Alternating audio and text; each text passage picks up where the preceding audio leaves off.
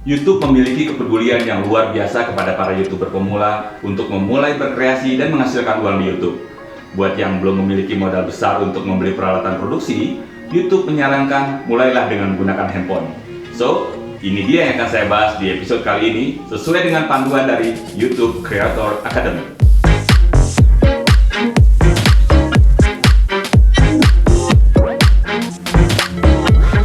Sebelum saya membahas bagaimana caranya membuat konten YouTube dengan menggunakan handphone, ada satu pertanyaan penting yang wajib dijawab oleh teman-teman, yaitu mau ngapain di YouTube? Tujuannya apa? Biar dapat duit? Biar jadi YouTuber? Atau biar kelihatan keren karena punya channel sendiri? Atau mau jadi orang terkenal? Atau pengen punya file dokumentasi digital? Atau mau jadi vlogger? Atau mau berbagi? No problem, apapun tujuannya, apapun alasannya. Tapi yang perlu diingat adalah itu alasan untuk diri kamu sendiri kenapa kamu membuat konten YouTube, bukan alasan untuk penonton kamu. Penonton di YouTube cuma pengen tahu apa sih manfaatnya setelah mereka melihat konten-konten kamu. Misalnya, setelah menonton, mereka merasa terhibur, mendapatkan ilmu, atau mereka akan termotivasi. Apapun tujuannya, saya akan berbagi tips dari YouTube Creator Academy bagaimana memulai berkreasi di YouTube hingga menghasilkan uang. Jadi, yang belum subscribe, jangan lupa subscribe dan tekan tombol loncengnya ya. Karena melalui channel ini saya akan berbagi tips mulai dari nol hingga menghasilkan uang.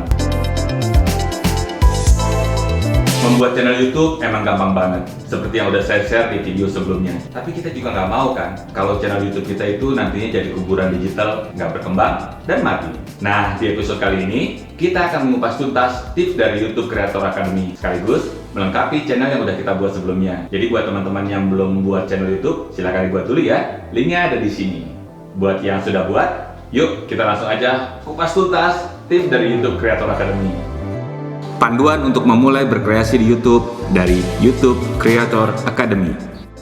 Yang pertama adalah bagikan ceritamu kepada dunia.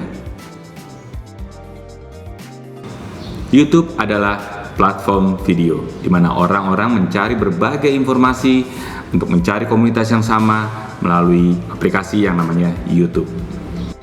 YouTube adalah platform terbuka yang didasarkan pada 4 kebebasan utama, yaitu kebebasan berekspresi. Kita bisa berekspresi, menuangkan apa saja melalui YouTube. Yang kedua, kebebasan mendapatkan informasi. Dengan teknologi yang luar biasa sekarang ini, kita bisa mendapatkan informasi dari ujung dunia, dari belahan dunia manapun melalui channel YouTube. Yang ketiga, kebebasan menggunakan peluang. Kita bisa memaksimalkan peluang yang ada di YouTube. Karena dengan jangkauannya yang luas seperti itu, kita bisa memanfaatkan berbagai peluang, baik peluang bisnis maupun peluang untuk berkarya atau berkarir di YouTube. Dan yang keempat adalah kebebasan memiliki tempat berkarya. Ini yang memang sangat-sangat luar biasa bagi teman-teman yang milenial. Kalau di era saya dulu, awal-awal masuk ke dunia multimedia atau dunia film, sulit banget untuk kita bisa berekspresi. Karena media yang ada hanya televisi. Ya. Paling hebat kita misalnya menulis di media cetak. Untuk online waktu itu belum ada ya, antara tahun 91-an. Saya memulai karir di dunia multimedia. Sekarang kita punya tempat berkarya yang luar biasa. Dengan adanya YouTube, kita bisa membuat karya apapun, menampilkan karya apapun. Dan hebatnya lagi, salah satu hal terbaik dari YouTube adalah kita bisa berinteraksi dan mengembangkan komunitas. Terlepas dari apapun passion kamu ya. Mau itu komedi, olahraga, modeling, game, kuliner, dan lain-lain. Karena melalui YouTube, kita bisa berinteraksi melalui kolom komentar maupun kolom komunitas. Melalui YouTube, kita memiliki kekuatan untuk terhubung dengan penonton dalam jumlah besar dan beragam. Jadi, jangan tunda lagi, segera ikuti passion kreatif kamu. Mulailah berkreasi di YouTube dengan sesuatu yang kamu suka. Lakukan dengan senang hati dan dengan penuh semangat, karena biasanya penonton lebih memiliki chemistry dan cenderung tertarik saat kita membawakan materi dengan penuh semangat. Ada banyak alasan orang untuk menjadi kreator YouTube. Pikirkan tentang misi kamu di YouTube.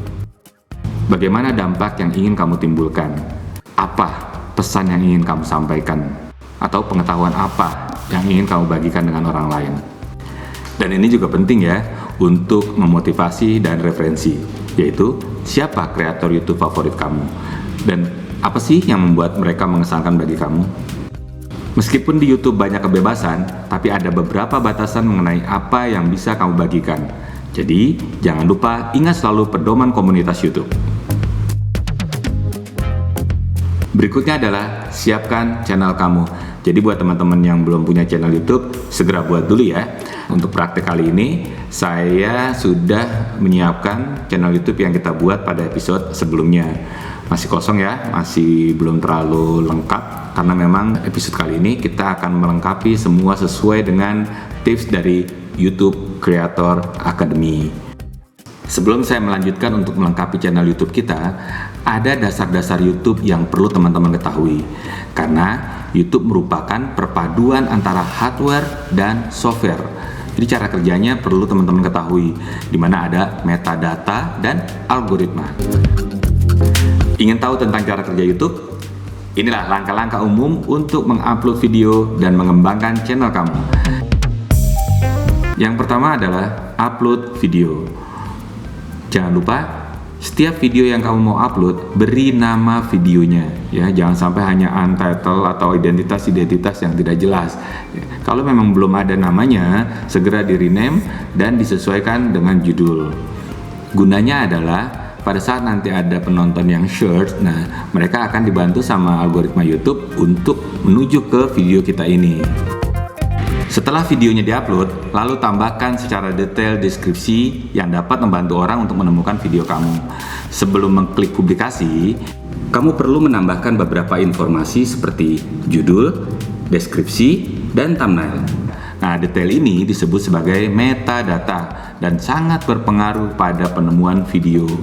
Oleh karena itu, gunakanlah kata dan gambar yang memberikan gambaran sekilas yang akurat dan menarik tentang apa yang akan didapatkan penonton dari video yang kita upload ini.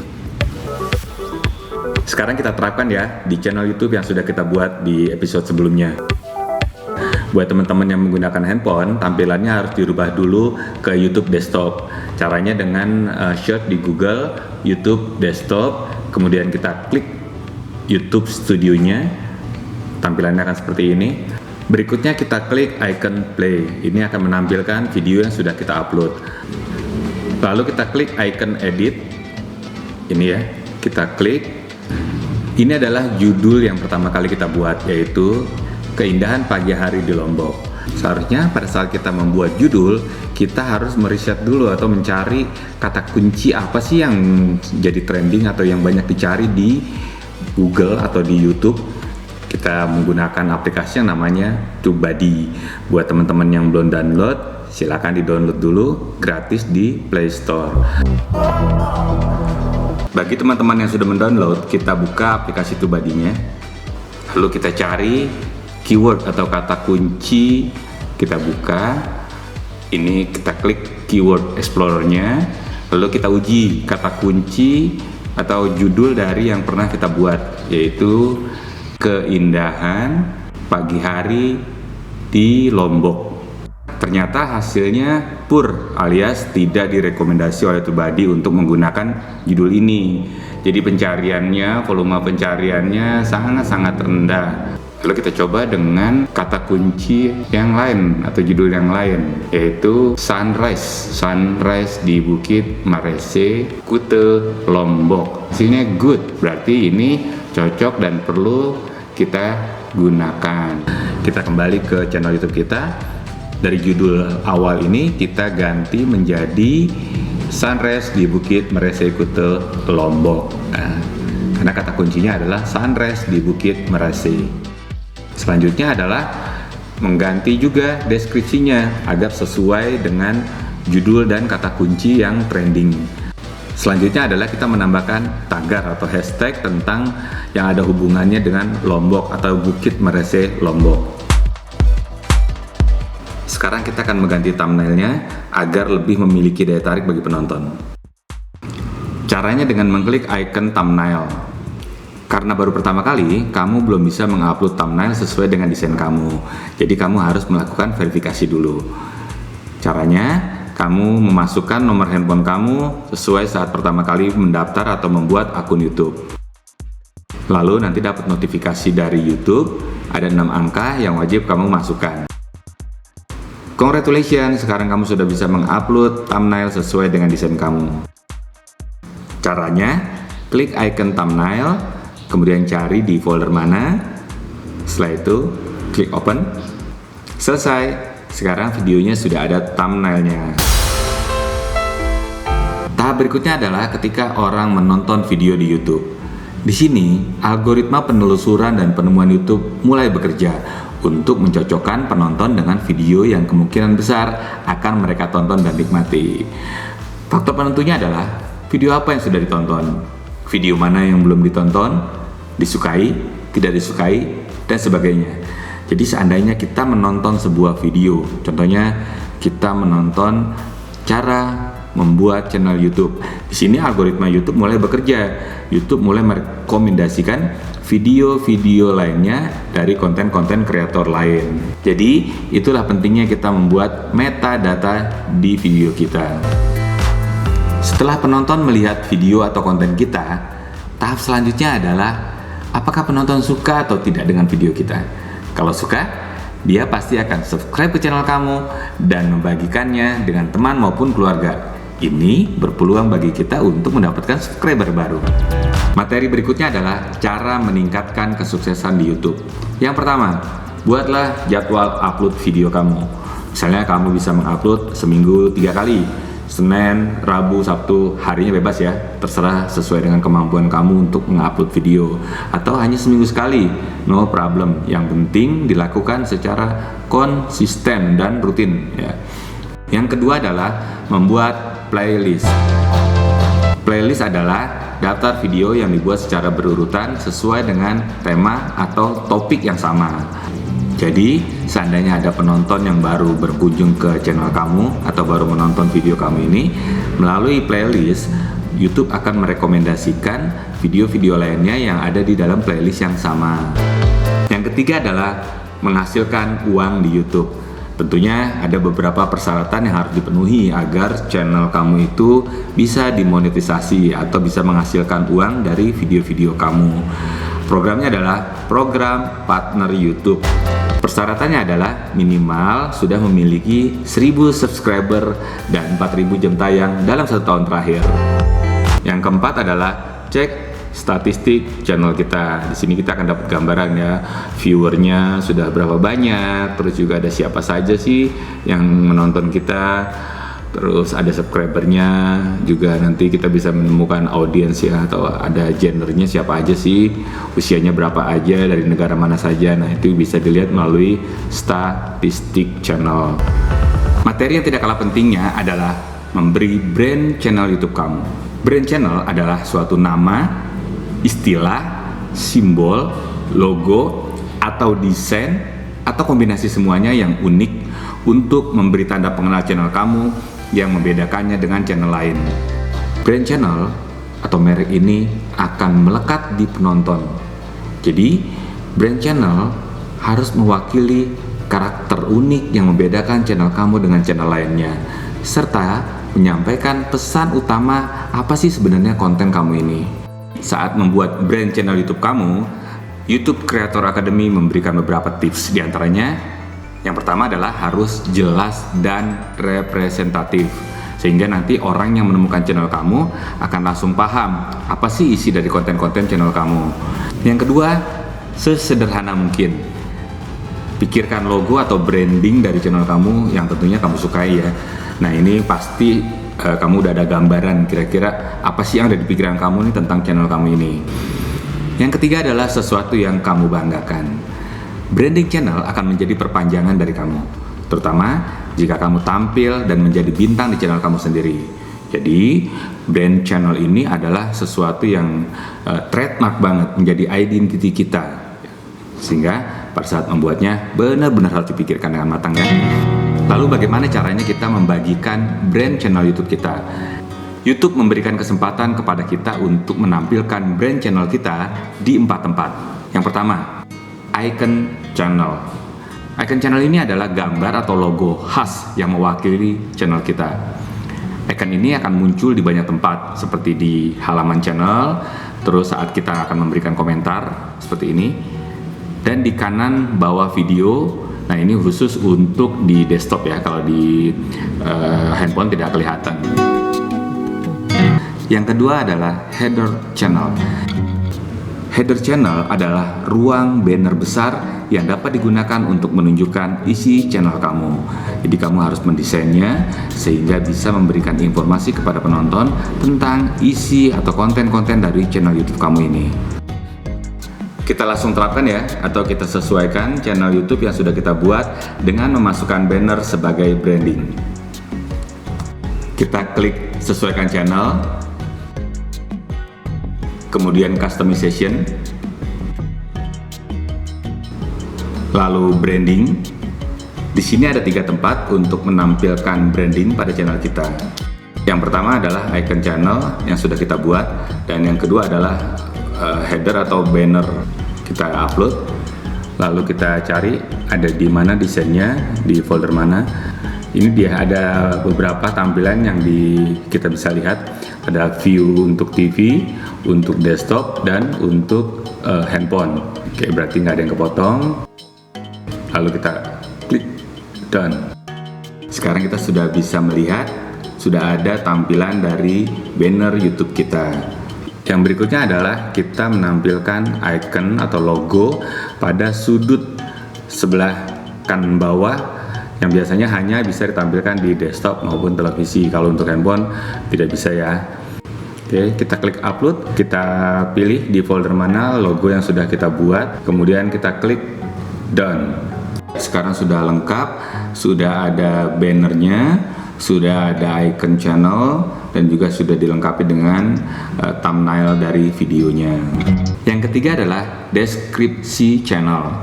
Dalam tab tentang, ini berisi ringkasan tentang apa yang diharapkan penonton dari channel kamu atau isi dari channel YouTube kamu. Deskripsi ini bisa menggambarkan jenis konten yang akan kamu buat dan menampilkan siapa yang membintangi video-video kamu. Kamu juga dapat menyertakan link ke situs, info kontak, dan akun-akun media sosial kamu, atau juga profil singkat tentang diri kamu sendiri.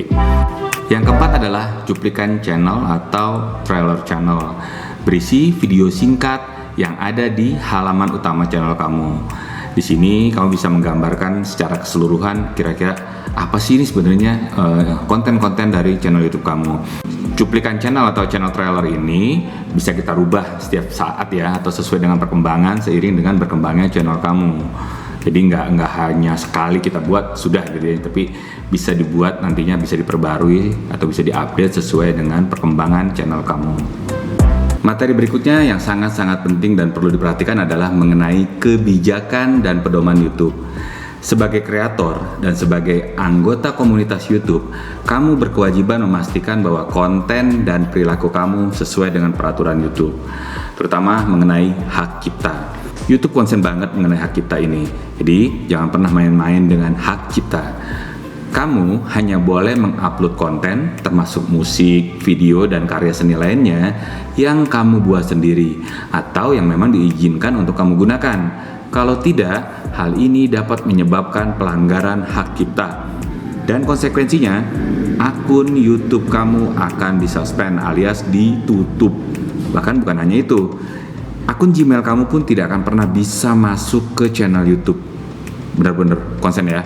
Untuk yang ini jangan main-main. Nah, kalaupun kita mau memasukkan unsur-unsur milik orang atau misalnya memasukkan musik atau juga karya seni lainnya, itu harus minta izin dulu sama si pemiliknya. Kalau tidak diizinkan, sebaiknya tidak usah dimasukkan. Nah, kalau kita butuh musik ilustrasi misalnya, itu juga sudah disediakan kok sama YouTube. Ada di YouTube Library. Jadi kita nanti bisa mendownloadnya secara gratis dan menggunakannya dengan gratis pula. Setelah kita memiliki berbagai wawasan tentang YouTube, dasar-dasar YouTube, sekarang saatnya kita untuk action memproduksi konten-konten YouTube. Yang pertama adalah memilih peralatan produksi. YouTube adalah platform video. Untuk menjadi kreator YouTube, dibutuhkan minimal pengetahuan dasar tentang peralatan video. Jika tidak ingin menghabiskan banyak uang di awal, kamu dapat memulai dengan membeli peralatan produksi yang paling terjangkau. Kemudian, kamu bisa melakukan upgrade sesuai dengan perkembangan channel kamu. Bahkan, YouTube menyarankan gunakan handphone kamu untuk di awal-awal produksi. Nanti saya akan melengkapi meskipun dengan menggunakan handphone, ada beberapa aplikasi yang perlu kamu tambahkan di handphone kamu agar kamu bisa semakin maksimal untuk memproduksi konten-konten YouTube meskipun cuma menggunakan handphone. Jadi, jangan di skip dulu ya. Kita lanjut lagi ke materi berikutnya. Bagi yang sudah memiliki modal, nggak ada salahnya untuk melengkapi peralatan produksinya. Salah satu pilihan terpenting yang harus diambil adalah membeli kamera. Tidak ada satu kamera yang bisa cocok untuk semuanya. Jadi perlu dipertimbangkan apa yang ingin dicapai dari video kamu. Ada dua jenis kamera yang umum digunakan oleh para YouTuber, yaitu kamera DSLR dan kamera mirrorless. Kamera DSLR biasa digunakan untuk tampilan-tampilan video yang sinematik. Kendalanya bagi YouTuber pemula adalah butuh waktu yang lebih lama untuk mempelajari kamera DSLR agar dapat digunakan dengan baik. Makanya para YouTuber pemula lebih preferred atau lebih nyaman menggunakan kamera mirrorless. Selain perangkat yang serbaguna dan sederhana ini, kualitas gambar dari kamera mirrorless juga sudah Full HD. Selain itu, ada beberapa model mirrorless yang memiliki layar LCD yang dapat dibolak-balik, sehingga membuat para vlogger lebih nyaman karena bisa melihat gambarnya yang sedang diambil secara langsung. Peralatan lainnya adalah audio atau suara. Suara yang bagus adalah suatu keharusan. Penonton seringkali nggak masalah atau tidak keberatan dengan pencahayaan yang tidak sempurna. Tetapi, biasanya mereka tidak akan tahan dengan suara yang buruk. Jadi, kualitas audio sangat-sangat penting. Sebenarnya kita masih bisa menggunakan mikrofon atau audio yang ada di kamera, tapi jaraknya nggak bisa jauh-jauh, yaitu sekitar 1-1,5 meter dari kamera. Untuk mendapatkan kualitas audio yang lebih bagus, biasanya kita membeli mikrofon eksternal. Ini tergantung ya, bisa menggunakan mikrofon yang shotgun, itu biasanya ada di kamera. Jika mau merekam seseorang pada jarak yang lebih jauh dari kamera, kita bisa menggunakan mikrofon wireless yang biasanya dipasangkan pada pakaian orang itu. Mikrofon wireless ini biasa digunakan atau cocok untuk instruktur video kebugaran atau presenter-presenter yang memang jaraknya jauh dari kamera. Peralatan lainnya adalah lighting atau kebutuhan untuk pencahayaan. Ini juga disesuaikan dengan konsep kita. Kalau vlogger biasanya menggunakan LED yang ada di kamera atau pakai yang ring, yang model neon ring atau menggunakan softbox. Jadi ini semuanya disesuaikan dengan konsep. Yang terakhir adalah peralatan editing. Peralatan editing ini bisa menggunakan laptop maupun menggunakan PC. Selain peralatan fisik, kita juga membutuhkan software pengeditan. Ada banyak pilihannya ya, ada Adobe Premiere, Filmora, Final Cut Pro, DaVinci, dan lain-lain. Nanti bisa disesuaikan dengan kemampuan kita. Atau kalau memang belum paham, bisa nanti banyak tutorialnya juga di YouTube ya. Buat yang belum memiliki modal, jangan patah semangat. Harus tetap bisa berkreasi. Karena sebagai langkah awal, YouTube merekomendasikan gunakan handphone. Oke sahabat Sinematos, itu tips-tips dari YouTube Creator Academy bagaimana caranya memulai berkreasi di YouTube. Sebelum tema kali ini saya tutup, ada 5 aplikasi yang wajib kamu download ya di handphone kamu. Ini berfungsi sebagai sarana penunjang untuk memproduksi konten YouTube dengan menggunakan handphone.